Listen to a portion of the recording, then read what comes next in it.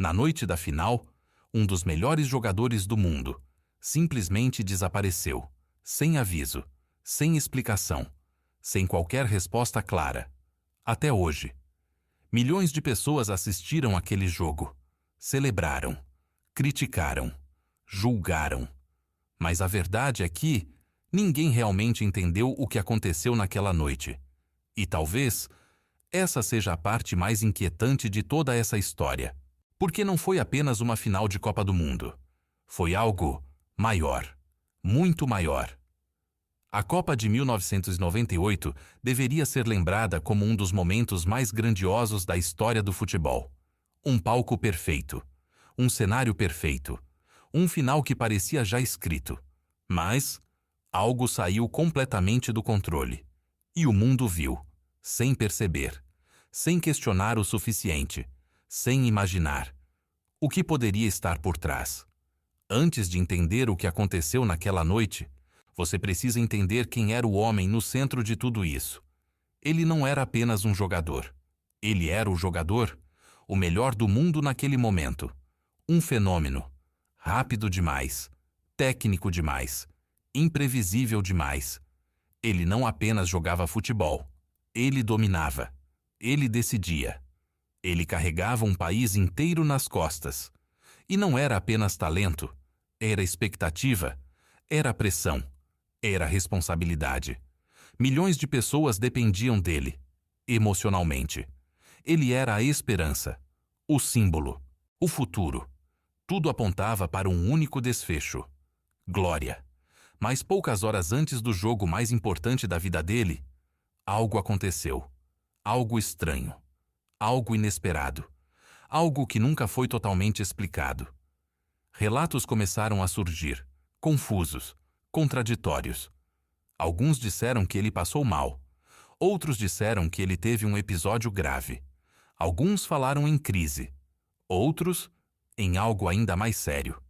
Mas ninguém nunca conseguiu confirmar exatamente o que aconteceu.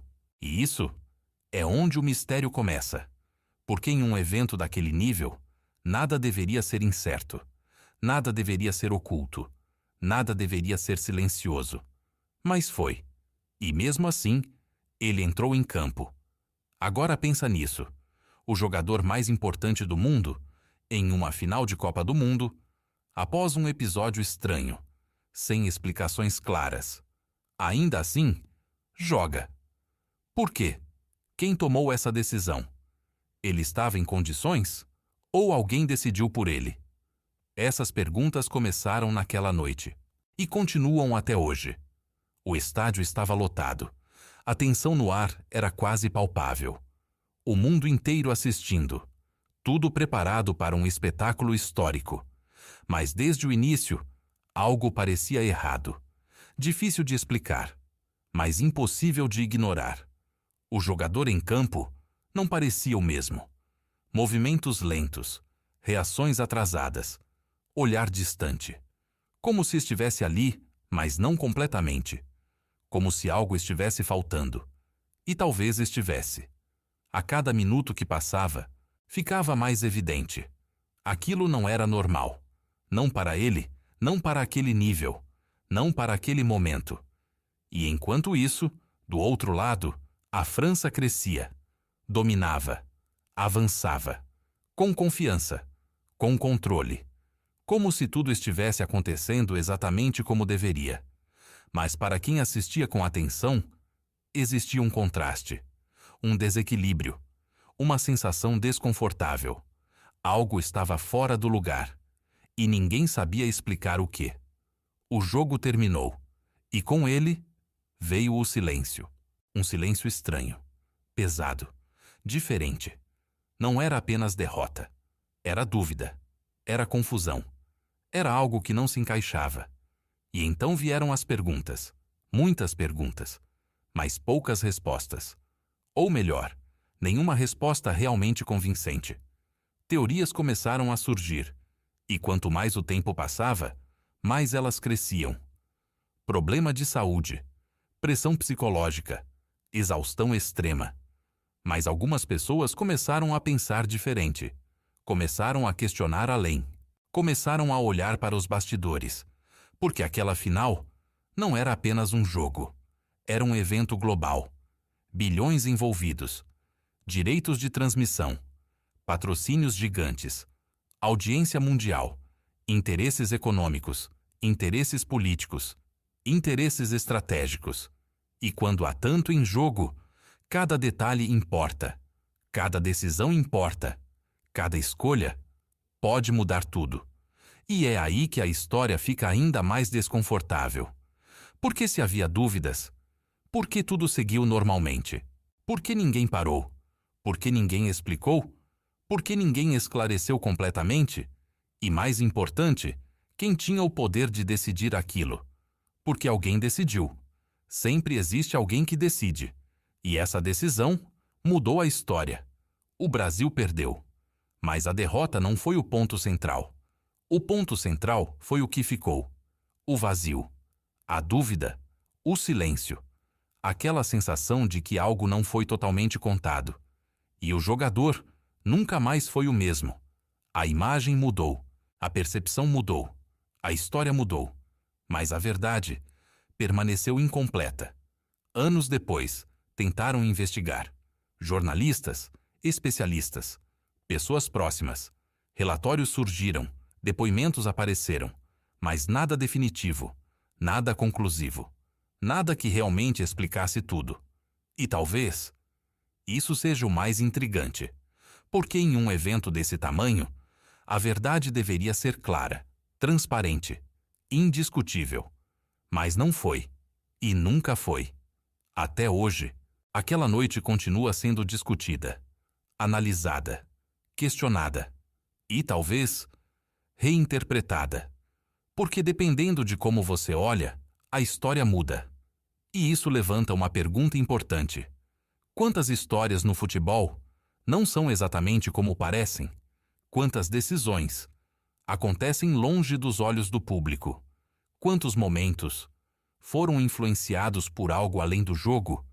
E quantas verdades nunca chegaram até você? Talvez você tenha assistido aquela final. Talvez tenha comemorado. Talvez tenha criticado. Talvez tenha julgado. Mas agora você vê diferente. E talvez nunca mais veja o futebol da mesma forma. Porque quando você começa a olhar além, não tem como voltar atrás. E a pergunta que fica não é apenas sobre 1998. É sobre tudo. O que realmente acontece por trás do jogo? E o quanto disso você nunca soube? Se você gosta de descobrir as histórias ocultas por trás da história do futebol, inscreva-se para mais conteúdo. Há algo sobre a Copa do Mundo de 1998 que ainda não faz sentido. Na noite da final, um dos melhores jogadores do mundo simplesmente desapareceu, sem aviso, sem explicação, sem qualquer resposta clara. Até hoje. Milhões de pessoas assistiram aquele jogo, celebraram, criticaram, julgaram. Mas a verdade é que ninguém realmente entendeu o que aconteceu naquela noite. E talvez essa seja a parte mais inquietante de toda essa história. Porque não foi apenas uma final de Copa do Mundo. Foi algo maior, muito maior. A Copa de 1998 deveria ser lembrada como um dos momentos mais grandiosos da história do futebol. Um palco perfeito, um cenário perfeito, um final que parecia já escrito. Mas algo saiu completamente do controle.